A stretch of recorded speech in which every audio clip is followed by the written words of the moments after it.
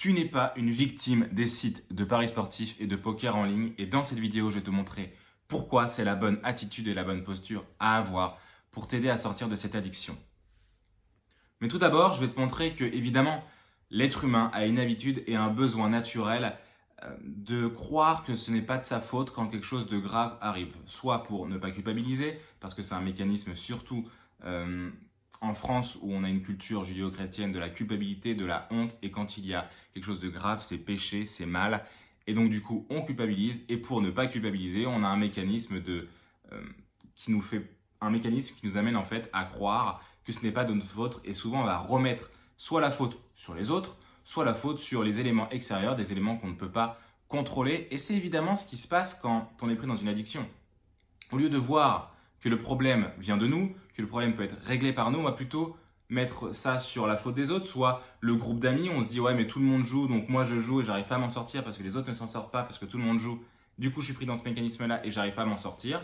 Ou alors on va mettre ça sur les sites de paris sportifs, les sites de poker en ligne, on va dire oh mais c'est de leur faute, tout leur marketing, tout ce qu'ils font c'est fait pour nous faire jouer, on commence à jouer, on devient forcément addict, c'est à cause d'eux, je ne suis pas responsable de la situation. Et ça, en fait, c'est un peu le mécanisme quand on est enfant aussi, quand nos parents nous disent ah, est-ce que tu as fait ça? On va répondre non, c'est pas moi, par peur d'être disputé, par peur évidemment au fond de ne pas être aimé et d'être rejeté par nos parents. Et en tant qu'être humain, il est montré, de nombreuses études montrent que le besoin d'être aimé et le besoin de surtout ne pas être rejeté par ses parents est primordial parce que anthropologiquement, le rejet des parents en étant enfant, quand on est dépendant d'eux, si on est rejeté par nos parents, c'est la mort, c'est la destruction. Et évidemment, en tant qu'être humain, en tant qu'être vivant, on recherche absolument à ne pas mourir, on cherche à vivre et à grandir. Et donc être rejeté par la figure d'autorité que représentent nos parents quand on est petit, nous force à mentir des fois, nous force à avoir des comportements qui mettent la faute sur les autres pour évidemment pas être disputé, pas être rejeté et être aimé quotidiennement par nos parents.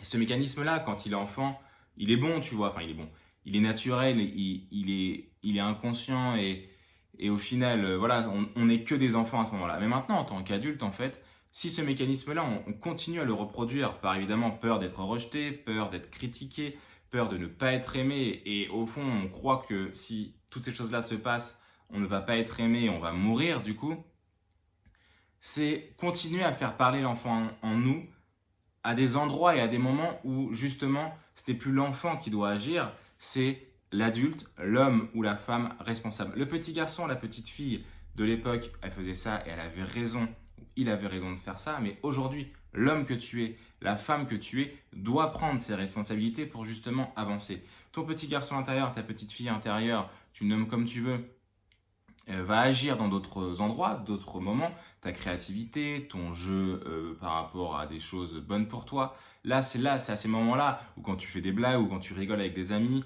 ou quand tu joues avec tes enfants, quand tu joues avec tes neveux, nièces ou des petits autour de toi, là oui, le petit garçon, la petite fille en toi a le droit, enfin c'est pas forcément un droit, mais peut se montrer, peut exister et c'est sa place en fait.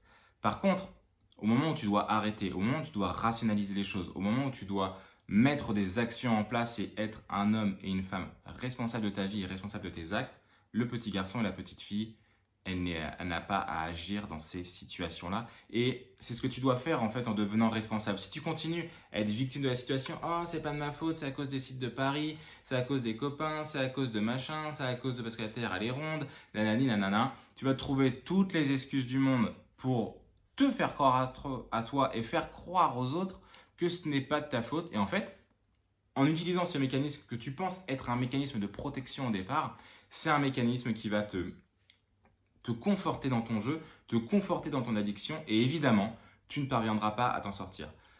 Si je prends mon exemple personnel, si je prends les exemples des personnes que j'ai accompagnées, si je prends les exemples des personnes qui m'ont raconté leur histoire par rapport au jeu d'argent, je n'en connais aucun et aucune qui est sorti de son addiction en se comportant en tant que victime, en tant que non responsable de la situation.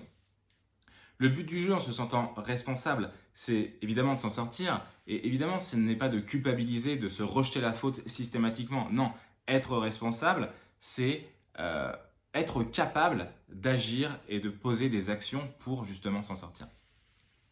Si tu penses que tu es victime de la situation, que ça t'est tombé dessus. Tu sais, souvent cette expression, ah bah ça m'est tombé dessus, ah bah c'est arrivé de plein fouet dans ma vie, je ne l'ai pas vu venir, etc., etc. Ce type de phrase en fait qui nous déresponsabilise des situations, qui nous laisse en tant que victime. Si tu continues à employer ces phrases, tu te dis ok, bah, ça m'est tombé dessus, je suis victime de la situation, mais je souhaite m'en sortir. Comment te sortir d'une situation que tu penses et tu crois qui n'est pas de ta responsabilité et qui te tombait dessus, que c'est une force extérieure à toi qui t'a amené dans cette situation? Comment croire que tu vas pouvoir t'en sortir tout seul, t'en sortir sans rien, juste en décidant de t'en sortir, alors que ça serait quelque chose d'extérieur qui t'a infligé ça? C'est pas possible en fait. Tu ne peux pas régler quelque chose si tu penses que c'est un événement extérieur. Si je parle du soleil, si je me dis ah il fait trop chaud, je veux qu'il fasse plus froid, qu'il fasse moins chaud, et du coup tu te dis ah bah il va faire moins chaud, il va faire moins chaud, il va faire moins chaud, il va faire moins chaud. Ça va pas marcher. C'est une force extérieure que tu ne peux pas contrôler. Et donc si tu penses que l'addiction et les jeux d'argent c'est une force extérieure que tu ne peux pas contrôler, tu ne parviendras pas à t'en sortir et à arrêter ce mécanisme. C'est en prenant ta responsabilité de ce que tu vis, de ce que tu ressens, de ce que tu fais, où évidemment tu vas pouvoir agir sur ces mécanismes-là. Ensuite, il y a plein de techniques pour agir sur ces mécanismes-là. Il y a d'autres vidéos qui vont parler de ça. Il y a ma formation en ligne qui parle de ça. Mais là, c'est déjà pour comprendre que tu n'es pas victime de ce schéma. Ce schéma, tu l'as créé. Tu as commencé à jouer, tu t'es inscrit, tu as joué de l'argent, tu as joué 1 euro, tu as joué 2 euros, tu as joué 5 euros, tu as joué 10 euros, 20 euros, 50 euros, tu as joué 1000 euros, 30 000 euros. Voilà. Tout ça, c'est toi qui l'as fait. Personne ne t'a forcé, personne ne t'a mis un pistolet sur la tempe, personne ne t'a mis un couteau sous la gorge en te disant tu joues et tu joues telle somme, sinon t'es mort. Personne ne t'a dit ça, personne n'a fait ça. Tu es donc responsable des actes que tu as posés par rapport à cette addiction. Et vraiment, je dis pas ça pour te culpabiliser.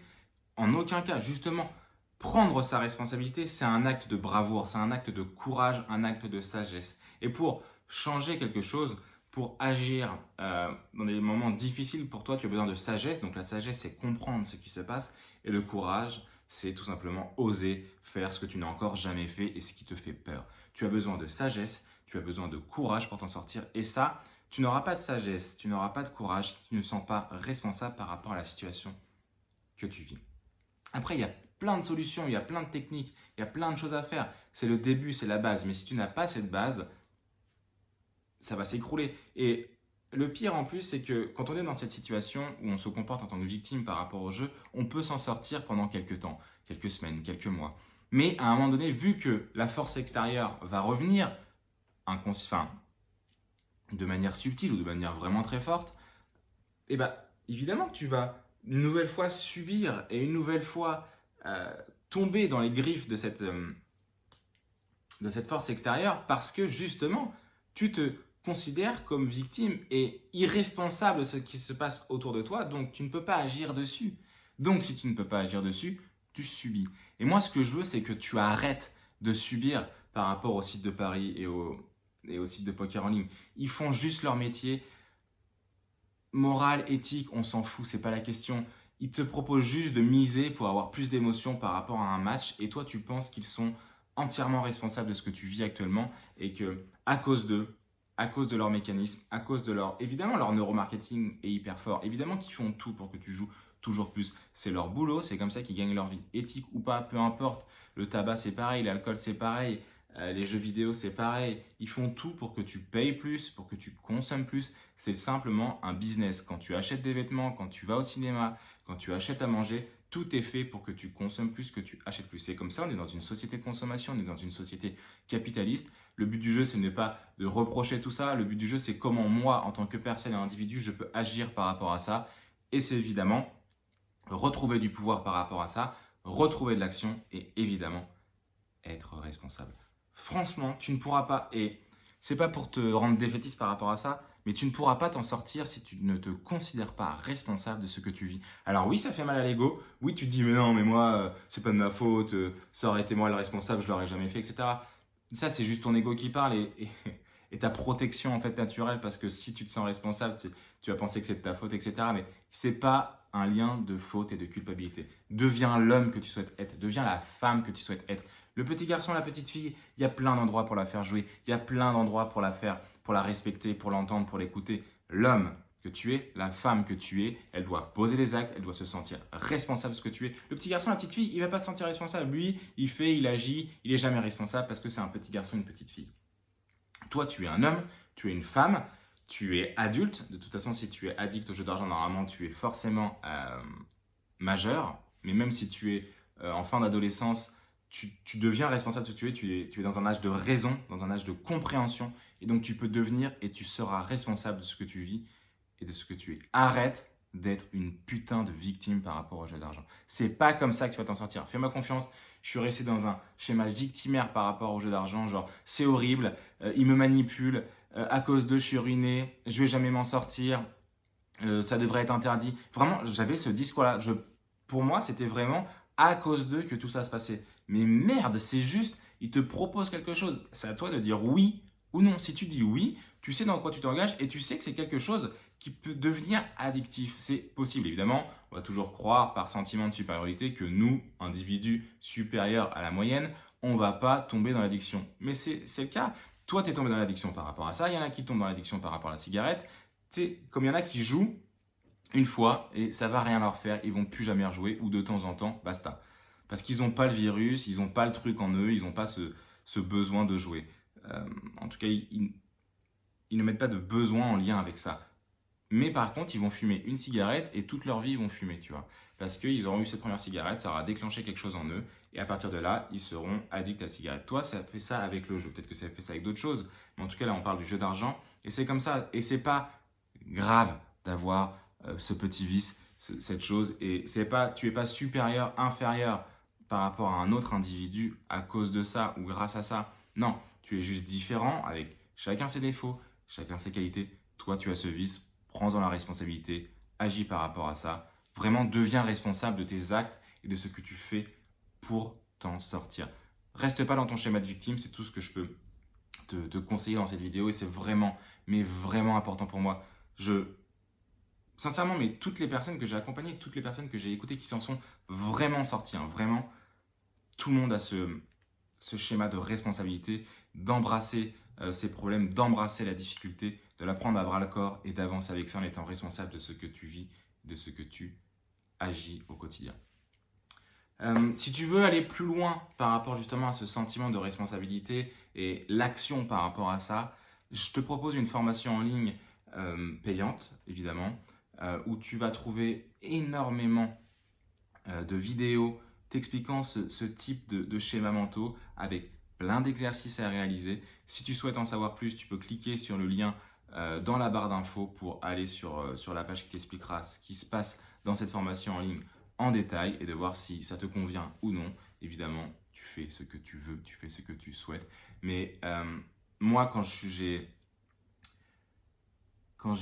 commencé à vouloir m'en sortir, j'aurais aimé avoir ce type de formation parce que ça a été difficile d'aller en parler, ça a été difficile de m'extérioriser par rapport à ça et d'avoir ce premier pas qui aurait été de voir des vidéos, de faire des exercices avec quelqu'un qui s'en est sorti auparavant, d'avoir cette inspiration, ça m'aurait vraiment aidé et c'est vraiment pour ça que j'ai créé cette formation, pour t'inspirer à t'en sortir, pour te montrer que c'est possible et te proposer tous les exercices, tout ce qui m'a aidé. Alors il y a des choses qui m'ont aidé à 1%, des choses qui m'ont aidé à 50%, il y a des choses qui m'ont énormément aidé, d'autres qui m'ont peu aidé, mais j'ai tout mis à l'intérieur parce que ce qui m'a un peu aidé ou beaucoup aidé, ça ne va pas forcément être la même intensité pour toi, mais j'ai vraiment envie que tout ce que j'ai testé, tout ce qui m'a au minimum un petit peu aidé, tu puisses en avoir le nectar, tu puisses t'en servir et évidemment sortir de cette addiction en étant responsable de ce que tu vis. Allez, je te souhaite de passer une excellente journée. Je te dis à très bientôt pour une prochaine vidéo.